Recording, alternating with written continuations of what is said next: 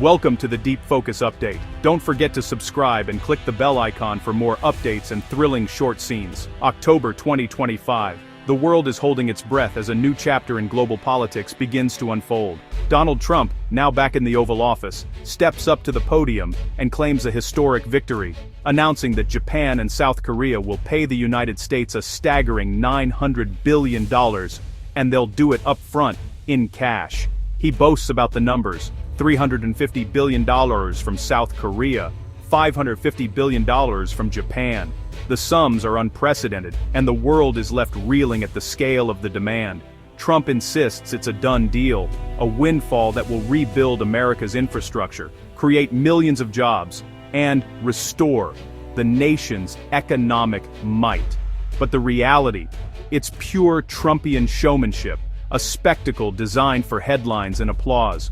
This demand is the result of months of relentless pressure, with Trump treating America's closest allies more like overdue clients than trusted partners. Negotiations have been tense and relationships strained. He frames the $900 billion as the answer to America's trade deficits and the high cost of maintaining security in Asia, insisting that Japan and South Korea have freeloaded on U.S. protection for decades, and now it's time to pay up. The world watches, stunned, as Trump claims that nearly $1 trillion is on its way to American coffers.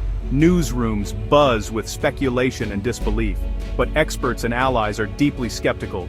This isn't how international diplomacy works. The numbers are eye-popping, but the logistics and politics are even more daunting. The announcement signals a dramatic shift. Alliances are now being treated as business transactions, not long-standing partnerships built on trust and shared values. Trump gambles that Japan and South Korea will simply pay up, believing his leverage is absolute. But as we'll see, the reality behind closed doors is far more complicated, with diplomats scrambling to respond and alliances hanging in the balance. The stage is set for a global showdown, one that could redefine the future of international relations. Trump's announcement is quickly challenged, sending shockwaves through diplomatic circles across Asia and beyond. The boldness of his demand catches many off guard, but the response from America's closest allies is swift and decisive. South Korea immediately and publicly denies any agreement to pay $350 billion up front, making it clear that such a figure was never discussed, let alone agreed upon. Officials in Seoul emphasize their commitment to fair negotiations but refuse to be strong-armed. Their national security advisor calls the demand objectively unmanageable, a rare direct rebuke of Trump's claim. The statement is echoed by other senior officials who stress the importance of mutual respect. Meanwhile, Japan, too, pushes back against the narrative.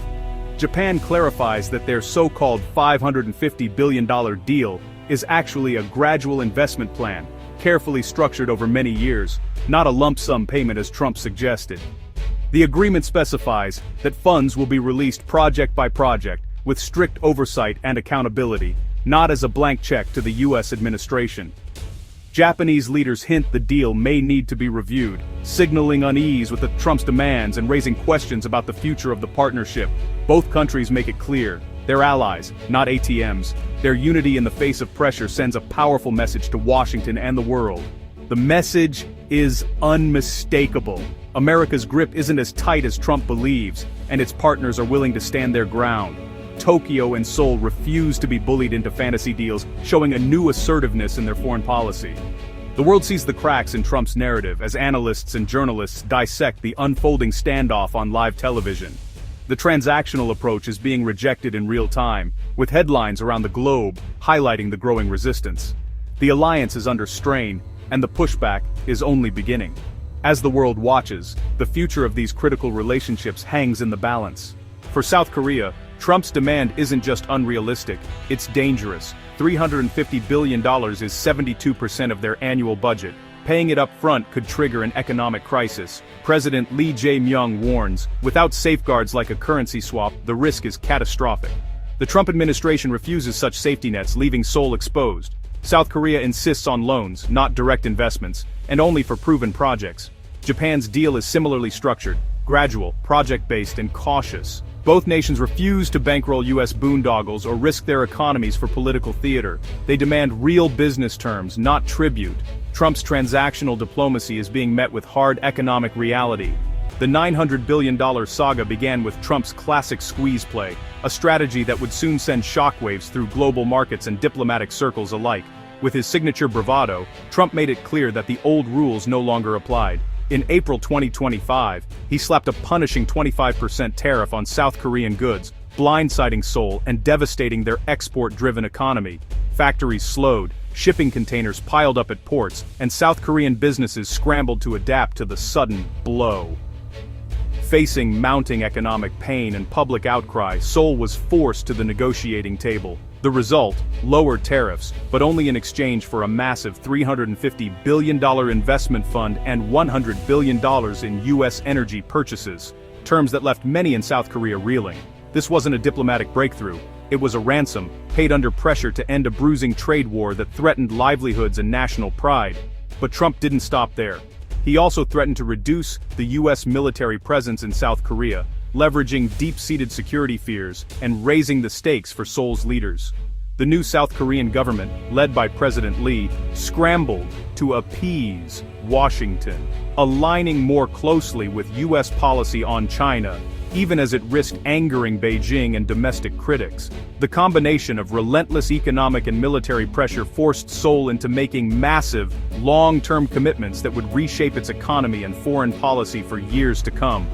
Trump, never one to miss a political opportunity, repackaged these hard-won concessions as his own triumph, boasting about the deal at rallies and on social media, exaggerating its benefits for the American public.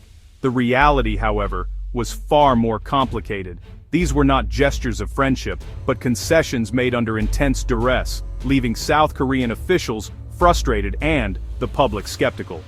The alliance between the U.S. and South Korea was left strained, not strengthened, as trust eroded and doubts about future cooperation grew.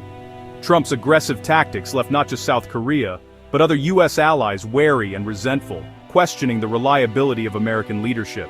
In the aftermath, the stage was set for resistance, both in the streets of Seoul and in the halls of power, as South Koreans began to push back against what they saw as unfair pressure and one-sided deals. South Korea's negotiations unfolded amid political chaos. A constitutional crisis and snap election brought President Lee Jae-myung to power, forcing him to deal with Trump from a position of weakness. Lee proved pragmatic, using Trump's ego to shape the agenda, like suggesting a Trump Tower in North Korea to encourage diplomacy. Lee's strategy: find common ground, but protect national interests. After domestic turmoil, Lee couldn't afford to be seen as caving to U.S. pressure.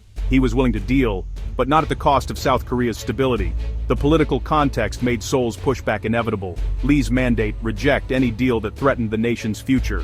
Just as talks progressed, a crisis erupted. In September 2025, U.S. ICE agents raided a Hyundai LG battery plant in Georgia, detaining 317 Korean workers. South Korea responded by suspending investment talks, a clear message: you can't demand money while arresting our people. The incident exposed contradictions in U.S. policy, welcoming investment but targeting foreign workers. The fallout was severe. Trust evaporated, negotiations stalled. The raid showed allies that even billions in investment couldn't guarantee fair treatment. For South Korea, it was a wake-up call. The risk of doing business with the U.S. had never been clearer. The ICE raid shattered any illusion of a predictable partnership. The alliance was now on the brink. Trump's $900 billion boast has unraveled. Japan and South Korea have publicly exposed his claims as fiction, weakening his position. His transactional approach has hit a wall. Neither ally will risk economic ruin. Both nations insist on gradual, controlled investments, not blank checks. America's hub-and-spokes alliance system is under strain. For the first time, Tokyo and Seoul are signaling closer cooperation against U.S. pressure. If they coordinate, the regional power balance could shift dramatically. Trump's gamble is failing, demands rejected, credibility damaged, alliances fraying. He faces a choice: escalate with more threats, or accept reality on their terms. The era of unquestioned American dominance is over. The world is watching as two key allies call Trump's bluff. The limits of American power are being tested as never before.